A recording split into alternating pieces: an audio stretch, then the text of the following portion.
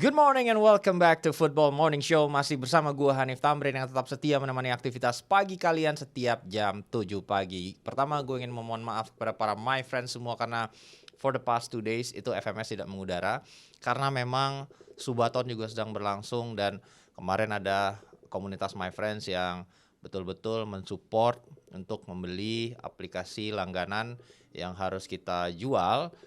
Sehingga gua terbantu untuk mencapai target dan nominal yang dibeli cukup banyak dan beliau request khusus untuk gua live reaction Juventus di jam 2.45 pagi. Nah, oleh karena itu kesehatan sedikit menurun jujur aja dan gua harus off take FMS selama 2 hari ya. Begitupun episode besok gue sedang berada di perjalanan ke Italia, jadi gue juga mohon maaf di episode hari Jumat itu tidak akan ada episode Football Morning Show, tapi akan kembali lagi di hari Senin. Oke? My friends, gue ingin menyapa dulu dan shout out untuk teman-teman semua yang berprofesi sebagai petugas SPBU ya, yang belakangan harus merek satu aja yang boleh. Iya, dan juga ada tukang grooming kucing. Nah, ini penting sekali nih, gue sering banget nonton kucing-kucing yang emang mau di grooming tuh tapi dia marah-marah, nyakar-nyakar gitu ya. Semoga kucing-kucingnya semakin nice dream, oke?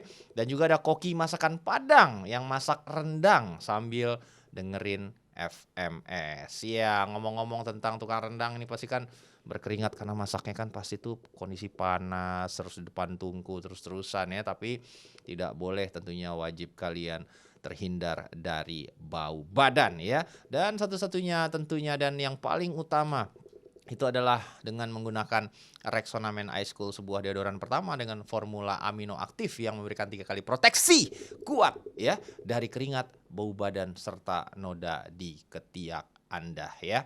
Ini penting sekali my friends, dan kalian harus terus mensupport Rexona dan juga FMS karena kita akan memiliki gebrakan-gebrakan yang akan seru nanti ya, dimulai di tahun depan. Oke, dan hari ini kita tentu akan memulai dengan berita setelah hasil imbang dari Manchester United di hari Selasa dini hari, tempo hari. Ada beberapa takeaways dan kejutan-kejutan yang tercipta setelah pertandingan. Antara lain itu adalah revelations yang disampaikan oleh Bruno Fernandes, sang kapten, yang mengungkap jika sebenarnya klub atau Manchester United tidak menginginkan dia bertahan pada musim panas lalu.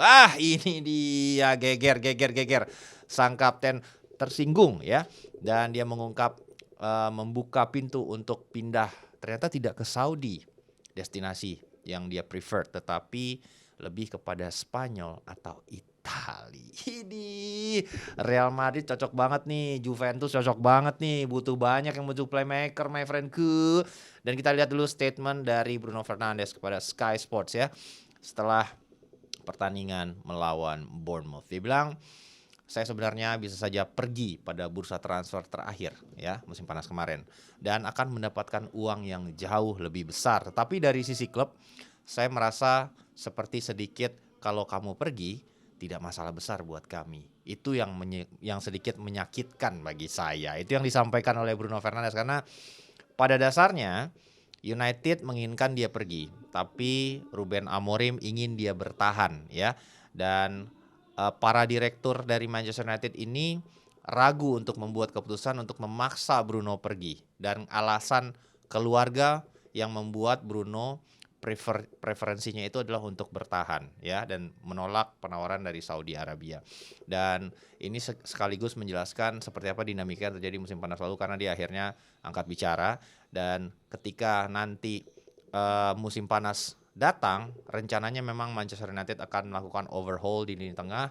Mungkin seluruh lini tengah yang ada sekarang itu akan dirombak habis-habisan, termasuk ya berarti Bruno Fernandes, Manuel Ugarte, Kobbie Mainoo yang bahkan ada kemungkinan dipinjamkan di bursa transfer Januari ini, dan tentunya Casemiro yang akan segera habis kontraknya. Nah, terkait destinasi kemana dia akan berlabuh berikutnya jika United memutuskan untuk melepas sang kapten, Bruno Fernandes menjelaskan jika Italia dan Spanyol akan menjadi destinasi yang dia pilih. Dia bilang, saya ingin merasakan pengalaman bermain di Liga Spanyol dan berjuang memperebutkan gelar-gelar besar di Italia.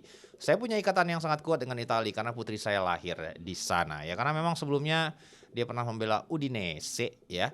Dan tentunya kita juga nanti akan terbang ke Italia untuk membawa secara langsung experience kepada para my friends, how does it feel like to be an Italian fans ya, ketika di match day kayak gimana kulturnya, seperti apa klub-klub baik dari level top maupun mediocre dan juga papan bawah ya. Nanti kita akan berikan experience itu untuk kalian semua ya.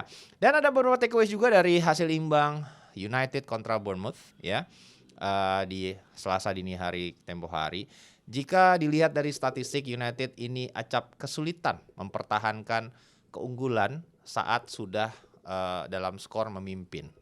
Misalnya lagi menang 2-1. Nah, ini kesulitan nih untuk mempertahankan kemenangan gitu ya. Sedikit lose focus. Kita lihat dulu statistik dari jumlah kebobolan ya di transisi yang terjadi ketika United dalam skor memimpin ya.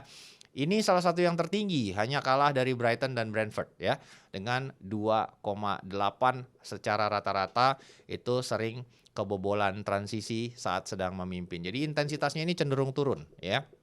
Ini tergantung juga dari bagaimana para pemain mengimplementasikan dari instruksi permainan yang diberikan oleh Ruben Amorim ya. Ini juga terjadi ketika kita lihat dari sisi passing ya. Jumlah passing yang dilepaskan saat United sudah dalam skor unggul itu drastis menurun ya.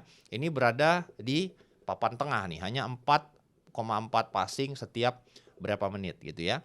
Jadi kita lihat ada intensitas, fokus dan juga eagerness yang sedikit menurun secara tren ya, overall setiap United berada dalam posisi unggul. Ini juga yang segera ingin di-highlight oleh Ruben Amorim untuk segera diselesaikan ya. Untuk Januari ke depan dia bilang, ketika kami mencetak gol, kami justru lupa untuk tetap bermain dengan cara yang seharusnya. Kami hanya memikirkan bagaimana mempertahankan hasil. Kami begitu ingin menang sampai lupa untuk menjaga penguasaan bola dan mencoba menekan lawan agar mundur lebih dalam. Dalam artian ya udah relax aja nih.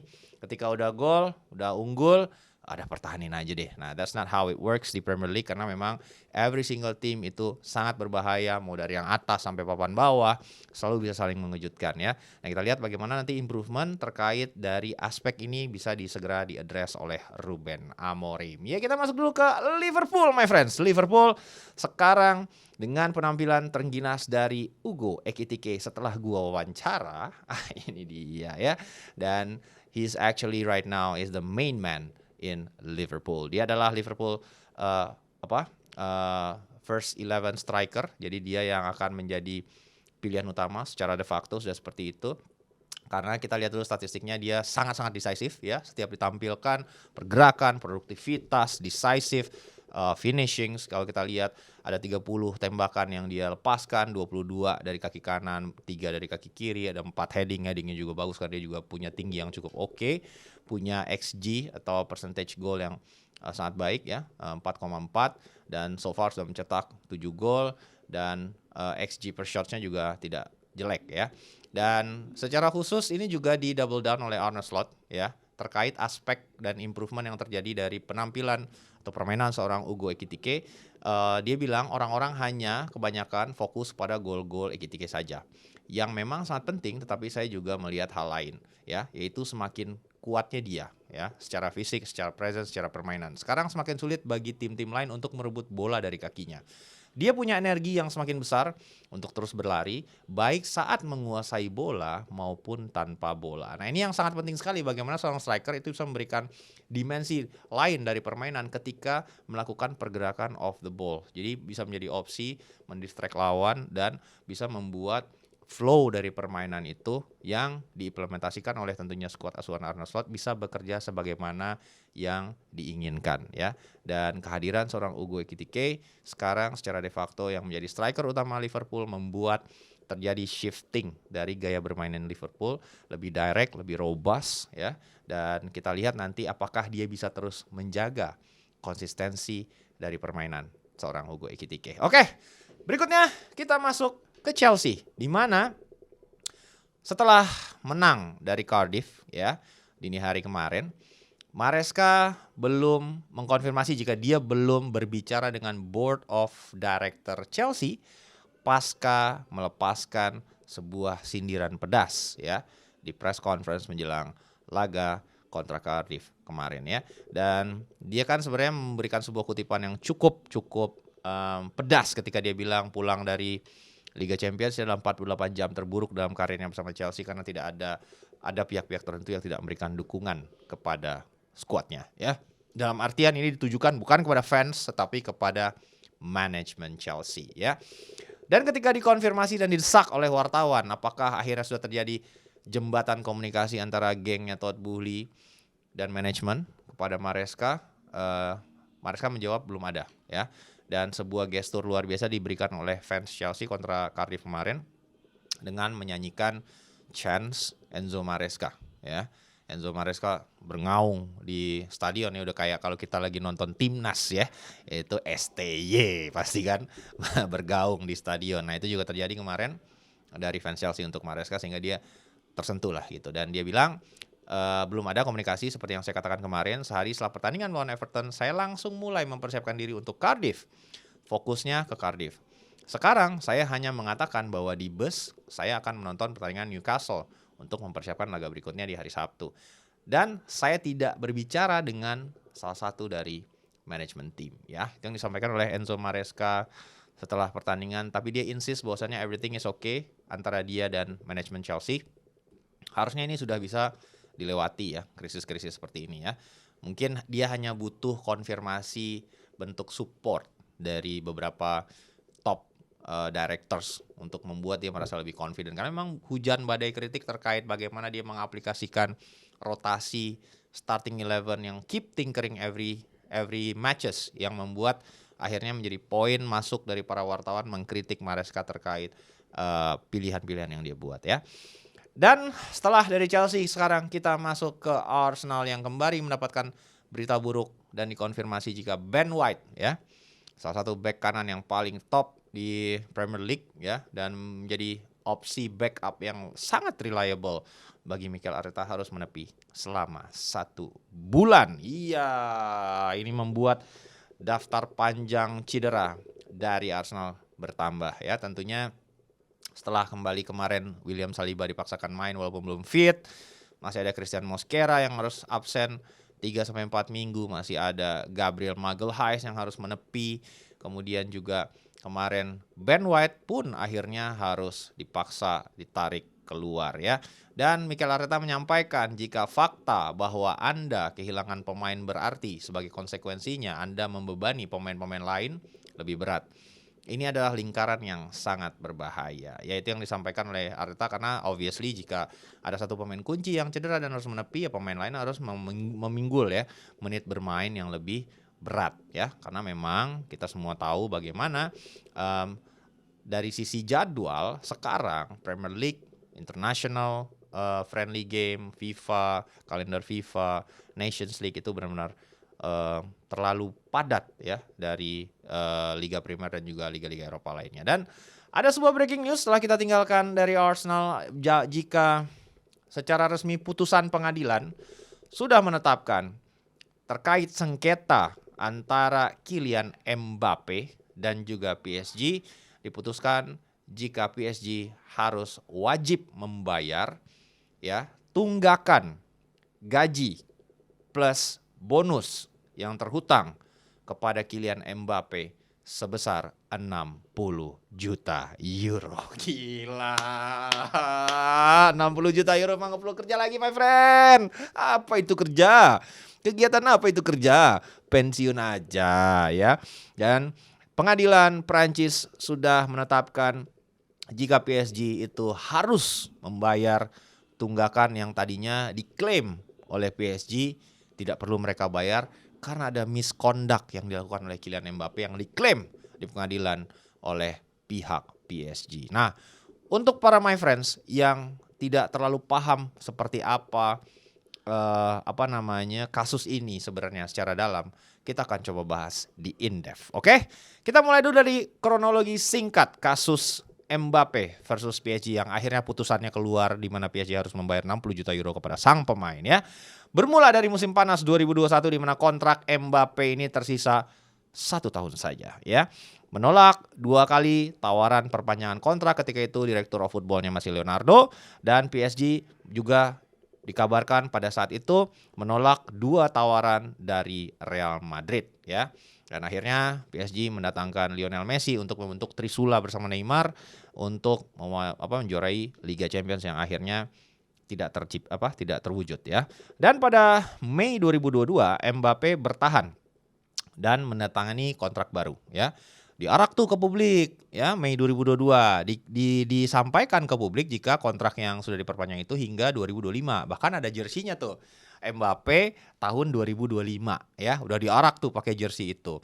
Namun realitanya sebenarnya yang terjadi adalah secara de facto dan secara legal kontrak yang diperpanjang itu cuma 2 tahun sampai 2024 dengan opsi perpanjangan 1 tahun yang bisa diaktifkan hanya oleh Kylian Mbappe. Nah, opsi ini berisi kontrak bergaji besar plus bonus loyalitas dan extended options ya, kurang lebih seperti itu ya, opsi perpanjangan 1 tahun itu. Nah, kita fast forward masuk ke musim panas 2022-2023 di mana Kylian Mbappe tampil luar biasa ya.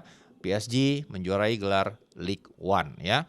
Dan ketika masuk ke 12 Juni 2023 Mbappe mengirimkan surat ke PSG menyatakan dia tidak akan mengambil opsi perpanjangan kontrak 1 tahun tersebut. Nah, di sini mulai terjadi konflik my friend. Maksudlah nah gitu. Dan PSG melakukan klaim jika surat itu dibuat backdated. Jadi kalau lu nulis surat ya kepada yang terhormat Al-Khelaïfi ya, presiden PSG. Ada tanggalnya tuh gitu kan. Nah, terus diisilah body suratnya ditantangan sama Kylian Mbappe. Gue nggak akan mengambil opsi perpanjangan dikirim. Nah, yang diklaim oleh PSG tanggal di surat tersebut dan ketika surat tersebut secara resmi dikirimkan baik fisik maupun email itu di backdate, diedit ya. Jadi diedit oleh pihak Mbappe yang harusnya membuat ada kerugian dari PSG karena udah berjalan lama waktunya. Harusnya kalau lu mau kasih tahu gue nggak perpanjang jauh-jauh hari, jadi gue bisa jual lu. Nah, ini PSG under the impression kalau dia akan extend kontrak, tapi ternyata mengkonfirmasi tidak untuk extend. Nah, ini klaim dari PSG. Nah, di situ secara narasi di persidangan PSG menyampaikan jika Mbappe menyembunyikan niatnya hampir 11 bulan untuk tidak memperpanjang, dan pada musim 2023 Mbappe menolak tawaran Al Hilal yang sudah diterima oleh PSG sebesar 300 juta euro ya. Dan dia menyatakan jika dia lebih memilih pindah ke Real Madrid dengan status free transfer. Nah, yang dilakukan pada musim Juni 2023 itu langsung kalau kalian ingat PSG memasukkan Mbappe ke list transfer list ya. Dia dimasukkan ke daftar jual. Dia mencoret nama Mbappe dari tur pramusim dan tidak memainkan Mbappe di laga-laga awal ya. Liga 1 sehingga menimbulkanlah kontroversi itu ya, sampai akhirnya presiden Prancis nelpon ke sampai ada tekanan-tekanan lah gitu ya. Dan di Agustus 2023 PSG mengklaim ada kesepakatan Agustus. Nah, ini ada tambahan lagi nih kan, udah berjalan, dia dicadangin, dia dicoret dari tim. PSG akhirnya tuh dapat telepon Mbappe dapat telepon dari presiden Prancis dan akhirnya terjadilah pembicaraan antara klub dan pihak Mbappe, dan diklaim oleh PSG ada kesepakatan yang terjadi di bulan Agustus jika Mbappe minta dikembalikan ke dalam skuad dan dia bisa main karena waktu itu mungkin ada turnamen juga, dan dia bersedia kalau dia boleh balik ke tim dan boleh main lagi. Dia bersedia melepaskan bonus yang dia berhak untuk dapatkan sebesar 55 juta euro di akhir musim 2023-2024. Nah, ini di sini nih dispute-nya soal 55 juta euro ini. Karena kan denda yang harus dibayarkan bukan denda. Lawsuit yang harus dibayarkan oleh PSG jadinya kan dalam bentuk bonus dan deferred payments itu 60 juta euro. Berarti kan ada selisih 5 juta euro. Kurang lebih seperti itu. PSG menyebut ada 2 opsi. 1, perpanjangan kontrak. PSG mendapatkan 180 juta transfer gitu ya. Lu perpanjang deh gitu. Tapi kalau lu pindah, gue dapat 180 juta. Kurang lebih seperti itu. Opsi kedua, nggak apa-apa lu nggak memperpanjang, tetapi Mbappe harus melepas hak-hak finansial tertentu seperti bonus tadi sebesar 55 juta euro, agent fee, loyalty fee, scoring bonus, and so on and so forth ya. Dan di sini narasi dari tim Mbappe, tidak ada hitam di atas putih. Mungkin diiyahin pada saat itu secara lisan, tapi tidak ada hitam di atas putih sehingga membuat mereka berada dalam posisi yang lebih unggul. Dan di Januari 2024, Mbappe menyatakan ke media dia belum membuat keputusan dan inilah keputusan untuk bertahan atau pindah. Ini udah Januari 2024 nih. Disinilah PSG memberikan narasi jika, nah di-delay kan sama dia, terus baru dikirim suratnya. Karena dia udah ngomong ke media bahwa dia belum membuat keputusan. Ada tertulis, ada quote-nya. Itu yang disampaikan ke pengadilan sebagai bukti oleh Paris Saint-Germain gitu ya. Dan itu juga yang membuat akhirnya kasus ini cukup berlarut-larut. Dan di Februari sampai Mei 2024 Mbappe akhirnya secara resmi memberitahu akan pergi. Nah, ini yang diklaim sebagai backdate tadi. Dan 10 Mei 2024 Mbappe mengumumkan akan pergi secara gratis ke media gitu dan memilih Real Madrid sebagai destinasinya. Dan yang dilakukan PSG adalah menahan bonus tanda tangan sebesar 36 juta euro, menahan gaji dan bonus dari April sampai Juni sebesar 17,25 juta euro. Total uang yang ditahan ya sekitar 60 juta euro sesuai dengan tuntutan yang dimenangkan oleh Kylian Mbappe. Dan tim hukum Mbappe akhirnya pada Juni 2024 memberikan somasi ke PSG menuntut semua gajinya harus dibayar gitu ya. Dan pada musim panas 2024 Mbappe resmi pindah ke Real Madrid. April 2025 pengadilan setempat membekukan rekening PSG. Anjay, jangan macam-macam lah. Itu kan nggak mau bayar. Wah, ini seru sih kalau di Indonesia bisa nggak dibukuin karena nggak bayar gaji, kayaknya berat dah gitu ya. Dan akhirnya resmi pada tanggal 16 Desember kemarin itu PSG memenangkan PSG harus harus membayar denda. Dan sempat setelah dibekukan rekeningnya di April itu PSG banding dan diterima oleh pengadilan untuk rekeningnya bisa kembali beroperasi. Jadi ini dinamikanya nih fluid banget ya. Dan akhirnya Mbappe sempat juga harus membayar biaya hukum sebesar 3.000 euro ke PSG karena menolak sempat nih November 2025 ini pengadilan menolak gugatan Mbappe. Nah, kemudian ada ada posisi hukum kedua pihak ini ada yang banding dan akhirnya dimenangkan oleh kubu Kylian Mbappe ya. Total klaim yang diberikan oleh kubu Kylian Mbappe sekitar 263 juta euro. Gila. Yang termasuk gaji, bonus loyalty, gue mendapatkan pelecehan psikologis karena gue dicoret, PHK tidak adil, katanya pelanggaran keselamatan kerja. Nah, gugatan balik PSG ke kubu Mbappe sekitar 440 juta euro. Ini saling sue anjay.